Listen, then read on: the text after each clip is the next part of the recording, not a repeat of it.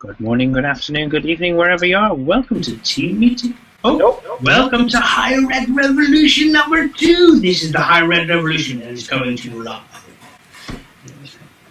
Today in today's Higher Ed Revolution 2, we have Jesse. He's going to be talking about an article. How are you doing the right things in school? He has some very interesting things that he's going to talk about. Also, an upcoming chat. We have Rob, who's going to have an interview, and he's going to tell us all about the wonderful lady that he's going to have the interview with. And I'll give you a small update on how Higher Ed Revolution is doing. But now we'll go straight over to Rob. Rob, how are you doing? Really good. It was a fun week. I've been moving from the apartment I'm in into a condominium and dealing with contractors and some runs. Mother's Day was fun, along with my son's 13th birthday, which was last week on Friday. And yeah, life is good. And Jesse, you are not in your usual spot. Where are you at? No, I'm in a library in Ames, Iowa. My wife's family is from here, and we're visiting for the year. So tomorrow I'll actually be driving up to Milwaukee, where I'm from. But I thought it would be quite appropriate to spend this session in one of the most fundamental and traditional modern learning spaces, which is the public library. So, Jesse, why don't you start with what you wanted to talk about? On the plane ride here, I had that moment where my baby fell asleep, and I was able to do some of the things that I'd wanted to read, which is always a daily challenge as a new father. One of those, well, there were actually 2 articles written by Will Richardson on Medium, and I had misnamed the one that I pulled this quote from. So there was one called we're trying to do the wrong thing right, in so many words. But the other one is what I had actually pulled this quote from, and that was just sort of, he gets into 9 elephants in the quote-unquote classroom that should unsettle us as educators, as anyone interested in education. And one of them is, we know that separating learning into discrete subjects and time blocks is not the best way to prepare kids, or really anyone, for the real world. And he goes on to, I don't know, he doesn't quote anyone specifically, but it is separated as a quote, so I will read it as such. He says, "The creative jobs of the future will not fit into boxes as neatly labeled and divided as the professions of today. The positions that involve mastery and the use of powerful technologies will be filled by people who combine a range of different skills from different disciplines. These jobs will require not just interdisciplinary, but anti-disciplinary thinking and doing."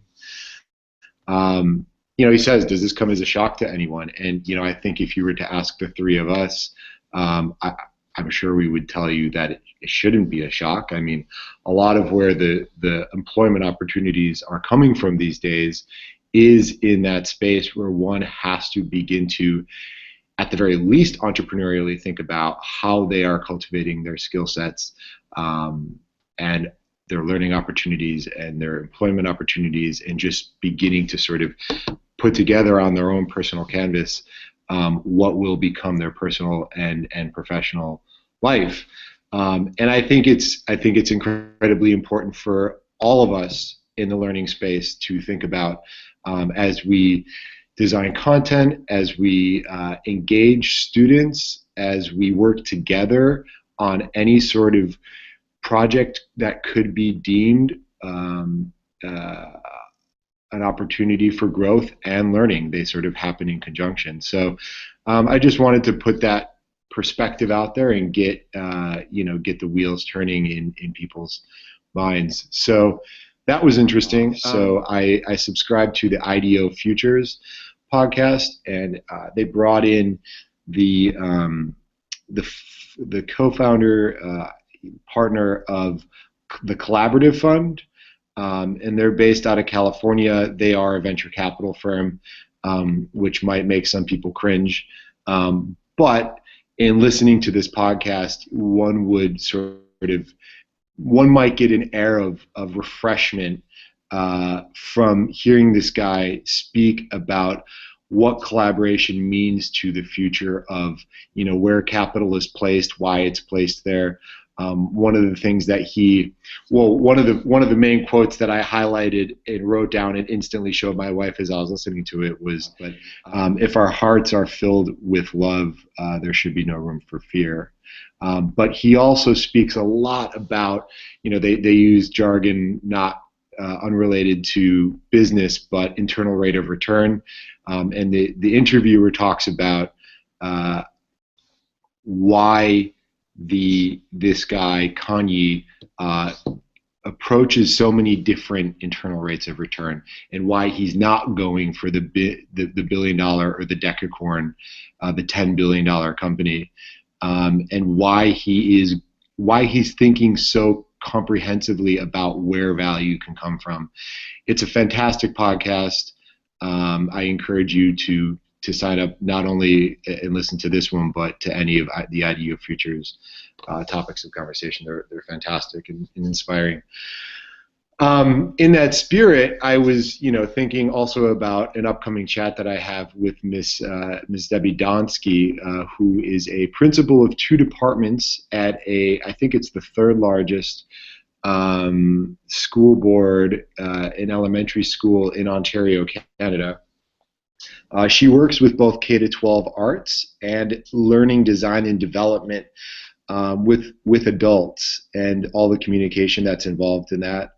And I read this article that she had posted on Medium called Rediscovering Wonder, which gets into the fact that, the students that we're working with have a lot of stores of needs, of interests, of voice that aren't necessarily being brought into the discussion for how learning opportunities are being designed and why. But she also gets into the fact that there's a lot of space, and we kind of touched on it last meeting, but there's a lot of opportunity for cross-generational learning. And not just from one to the other, but that both parties bring stores of value quantitatively and qualitatively to the table, and really, really bringing out those most authentic topics, challenges, issues. One thing that she kind of gets at is, the millennials are well, I don't know if they're discredited, but they're definitely lamented for their connection to technology. There may be overuse of it, but she would argue, and I'll say that this is my interpretation of what she's saying, but she would argue that there's a lot to that they're actually quite efficient at interpreting and sifting through this information, and that because of that, their utility of it is incredibly authentic and genuine, and that we owe it to them. I'm actually including myself in the them, but we as a collective society owe it to them to be as vulnerable as they are and to be as authentic and engaging with them as they are, and to understand them, to ask them questions about what they need and what they see as possible for their learning pathways. And that obviously very much relates to what we're doing with Oplerno and building out this platform for an incredible amount of learning opportunities, whether they're topical, whether they're interdisciplinary. I hope that in many ways anyone that comes into a classroom has this ability to be interdisciplinary in the classes that they're engaging in, the other students and the faculty members that they connect with. That is the dynamic potential of what we are aiming to do. So that conversation is going to be taking place in the next Higher Ed Revolution meeting number 3. So please look out for that. I'm really excited to speak with her and discuss all of these topics much more in depth. Which is a great segue into an interview that I'm conducting, an interview that's actually going right after this introduction here, which is Cryn Johansson has just written a book called Solving the Student Loan Debt Crisis. I bought it last week. She just published it about, I think, 2 weeks ago. I bought it last week and had it shipped to me from Amazon, where it's available. It's published by New Insights Press, and sat down, opened it up, and read it, and I couldn't put it down. I think it's one of the most important books that that you can read about higher education, because it deals with the perspective of how its financing and the relying of student loan debt is destroying people's lives with the amount of money they're having to pay back and the structure of the loans.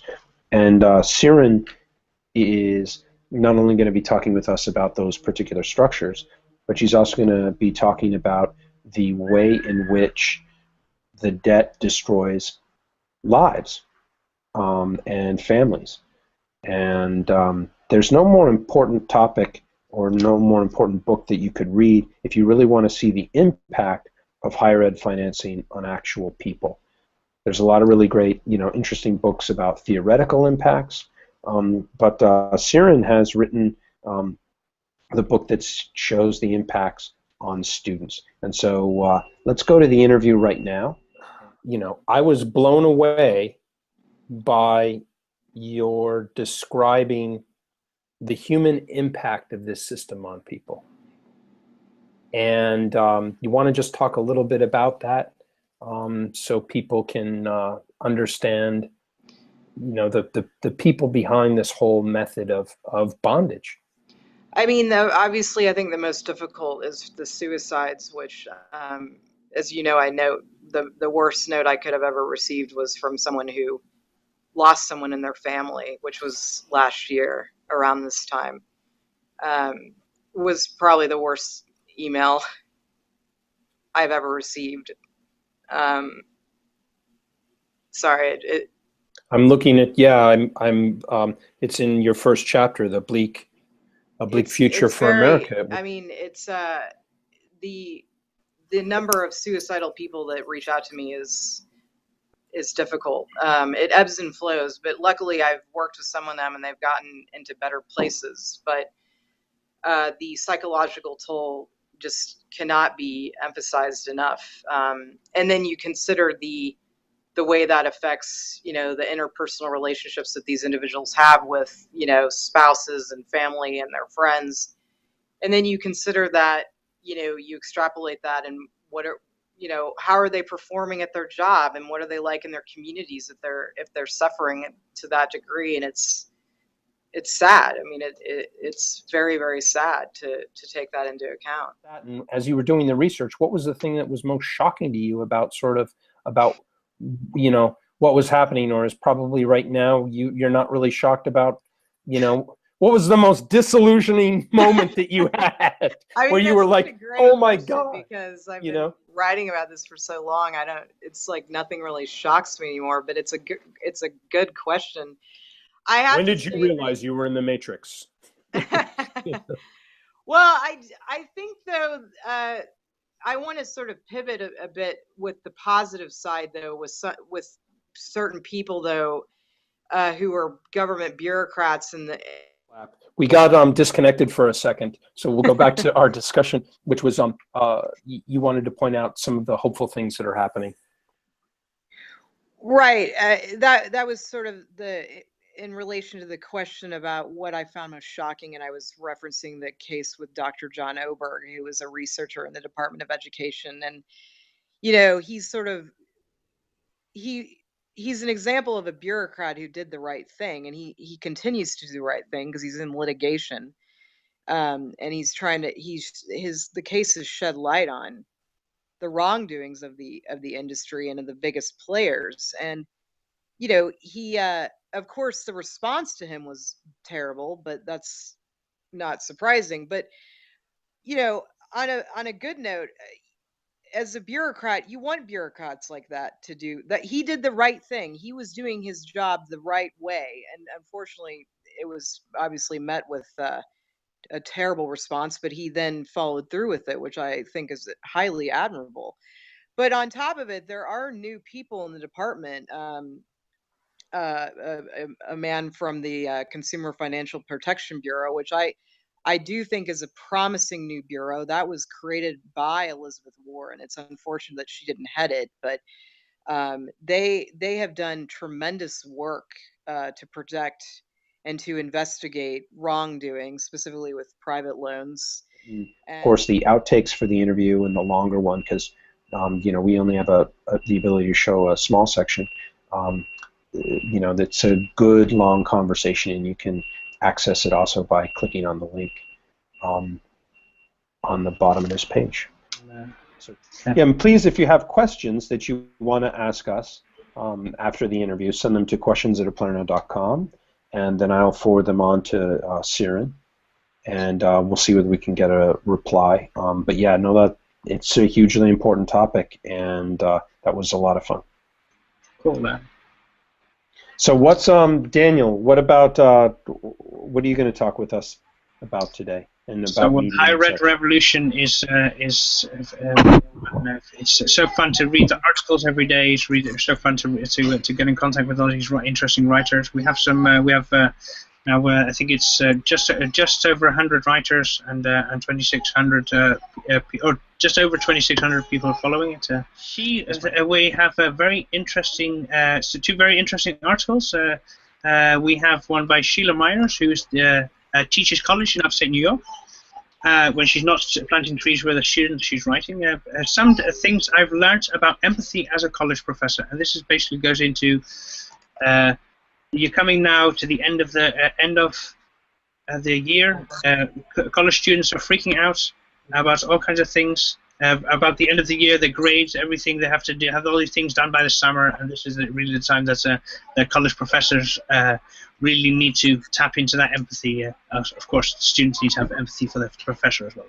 And that's what she writes about. And then we have the Christopher Long, who's a professor of philosophy and the Dean of the College of Arts and Letters at the Michigan State University. And he writes a very interesting article about going viral with your scholarship. Basically, you taking your scholarship and taking the fact that you've gotten a scholarship and the reasons why you've gotten it, and actually using that as a basis for your outreach, say, into the world, and really transforming. Now in this time, I think Jesse mentioned it earlier as well, where millennials were broadcasting a lot more, or millennials are broadcasting a lot more information about themselves and putting things online, and it's all very nicely, perfectly curated. Unlike in my days when we just published everything online, we're actually now getting nicely curated, nice photographs, everything. And your scholarship is, of course, very much a part of this. It's showing people what you've done, the reasons why you're getting these things. It's also very important for. The internet is your permanent record now, so it's very important to get these things out of there and get them seen by other people. Rob? Yeah, the growth in scholarship that is getting out to people informally, or not through the usual channels of peer-to-peer review, but is getting out through the channels of Google search engine, academia.edu, or people self-publishing, is huge. I mean, and a really growing part of opening up the space to other voices. And then it becomes a question of how do you get your message when there's so many messages out there? How do you get your message out to the people who need to hear it? And that's always a tricky thing that we're trying to work through, and of course other companies and other movements are trying to work through too. Was there anything else, Daniel, that you wanted to go over in terms of the tech? No, everything's right. Okay. I want to give a real nice shout out to Instructure and Canvas. Instructure is the company that runs Canvas, which is our educational learning platform.